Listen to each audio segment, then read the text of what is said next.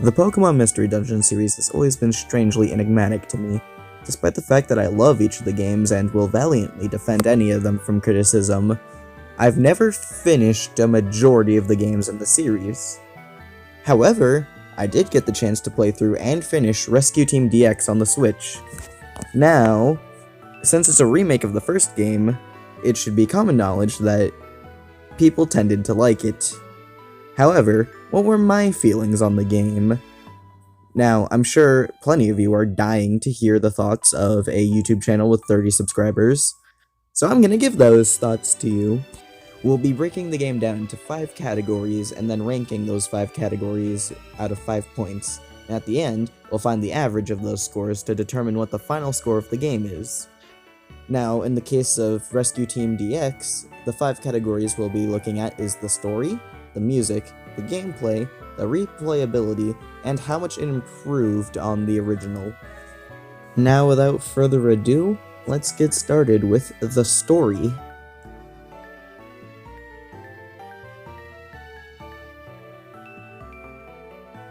Spoiler warning for those of you who haven't played through the main story of DX or the original Rescue Dungeon games.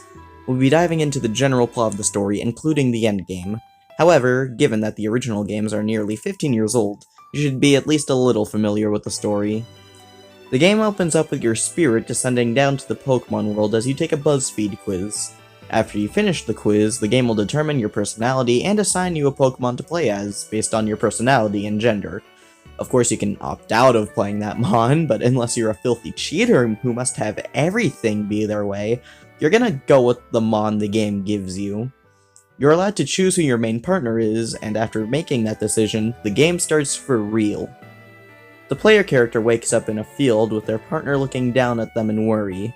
The two talk for a bit, with the player realizing that they've turned into a Pokemon and that they can't remember much about their past. Kinda reminds me of another game. Meanwhile, the partner Pokemon is shocked and confused by the player's insane ramblings. Pretty common ground for most Mystery Dungeon games. However, the action quickly picks up as a Butterfree flies over and asks the two Pokemon for help. Since their child Caterpie has fallen into a fissure, the two agree and go to rescue Caterpie. Upon completing the rescue and receiving some praise from both Butterfree and Caterpie, the two characters decide to form a rescue team.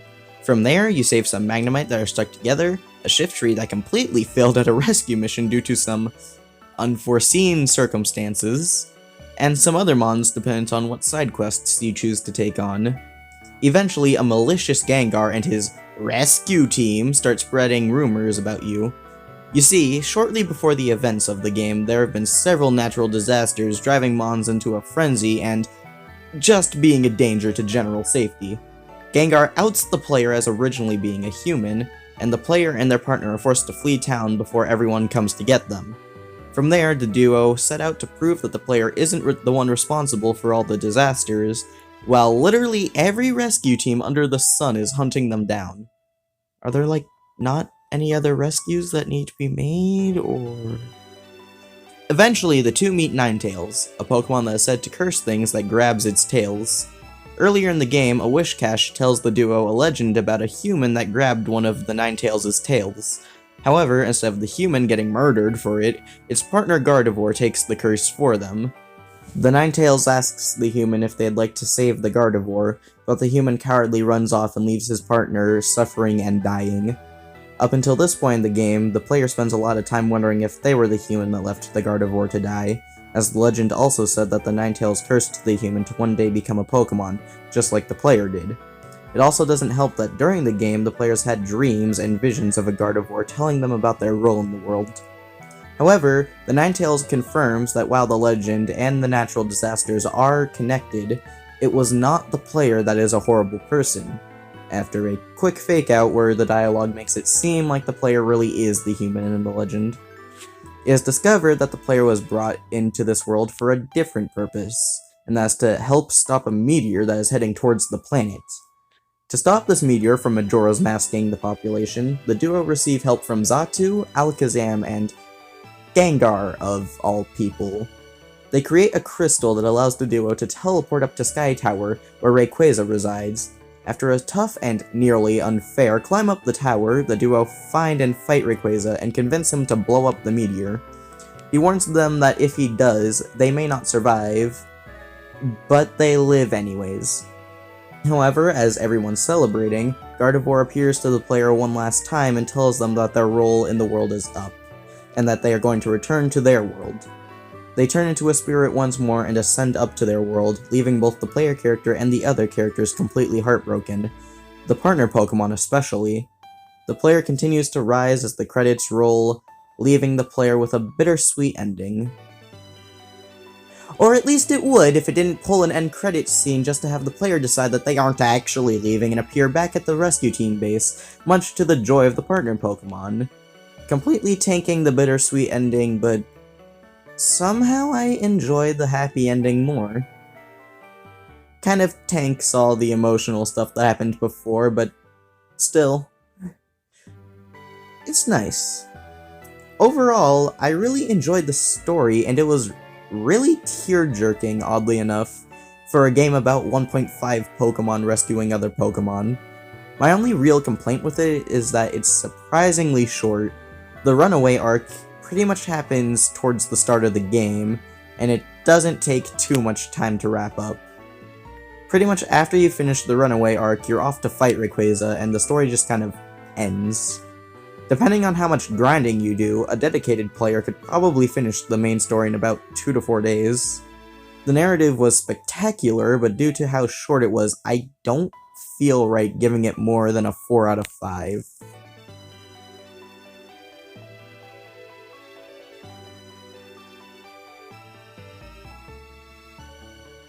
One thing that should be a surprise to no one is the fact that the music is catchy as hell. The title screen song and the rescue base themes have been stuck in my head for ages, please help, and the final boss theme against Rayquaza is great. And there isn't a track in the game that I don't like listening to. However, similar to my favorite game of all time, Pikmin 2, there's an issue in the soundtrack where all the songs, outside of like a few, they all sound the same. Like, a lot of the general Mystery Dungeon themes, like, there's nothing to really distinguish them from one another. And aside from that, while all the songs are good, there are not really any great songs in the soundtrack. I'm not exactly dying to listen to them like with some tracks from other games in the series like Explorers of Time, Darkness, and Sky, or Super Mystery Dungeon. It's harmless, but that's about it. 3 out of 5.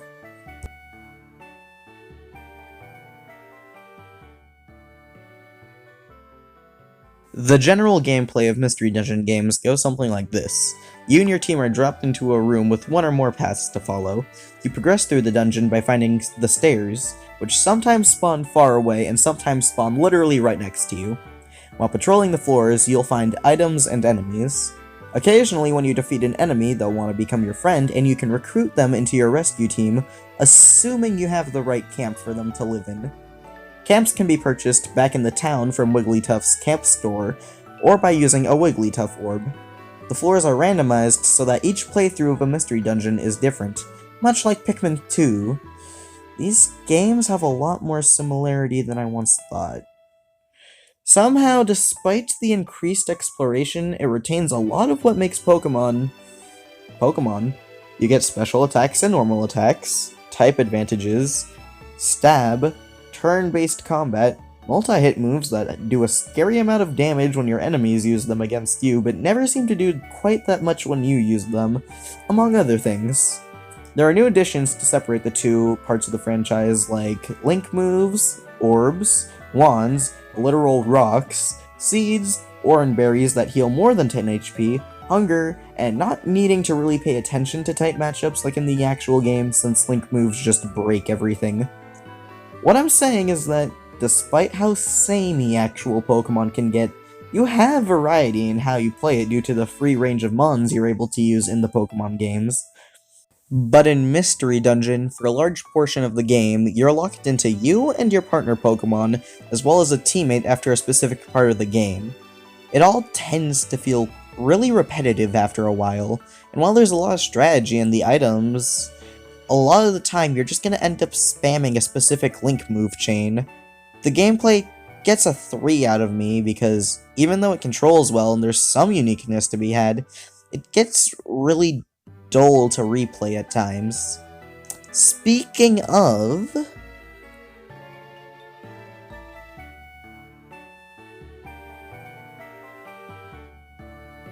As mentioned before, the gameplay tends to get a bit dull at times. However, that alone doesn't mean that the game doesn't have much to offer in terms of replayability. Once you beat the main story, you get access to the Evolution Cave, because for some reason evolution is only allowed there. You're able to evolve your Pokemon assuming that they have met specific conditions. For most Pokemon, they just need to be a high enough level to evolve, but for others you need evolution crystals, which can be found in Kecleon shops, only in dungeons, and you'll occasionally get them as rewards for finishing some jobs. However, after the main story, there's not really a reason to keep playing the game. The only thing you get for completing jobs, besides items, is the ability to upgrade your rescue team's rank. It's all just more of the repetitive gameplay with not much of a reason to keep playing. There's a lot of mystery dungeons to explore, but not much reason to do so. The replayability also gets a 3. At least you're not locked in as using yourself and your partner. All 3 slots can have whoever you want, but that alone is not enough to make it unique enough to get anything higher.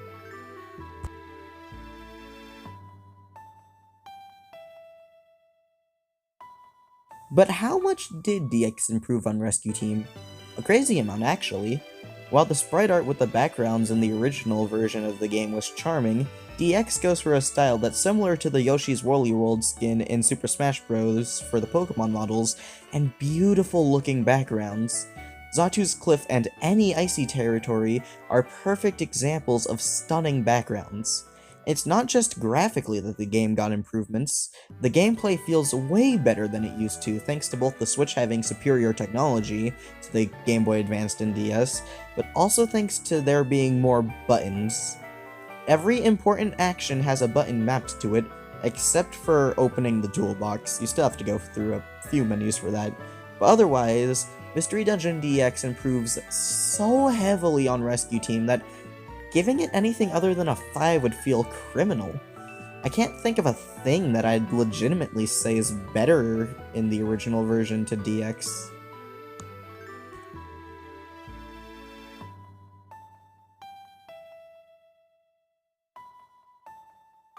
So in the end, it seems I'm giving the game a score of 3.8 out of 5. Honestly, that's about where I thought it was gonna be when I was going into this. DX is a great game, but due to some mechanics, you have to think even less than you would playing a normal Pokemon game. I still love the game though, and I plan to go back to it someday to play through it again. The story's phenomenal, and while the music isn't particularly memorable, it's still good. It's definitely a game worth having. If you haven't played it already, I highly recommend picking it up, and if you already have it, good. But that's all for today. Let me know what you guys thought of both the video and the game, and what you guys would like to see from me going forward, besides a more constant upload schedule. I've been Stealth Ninja, and I am fading out.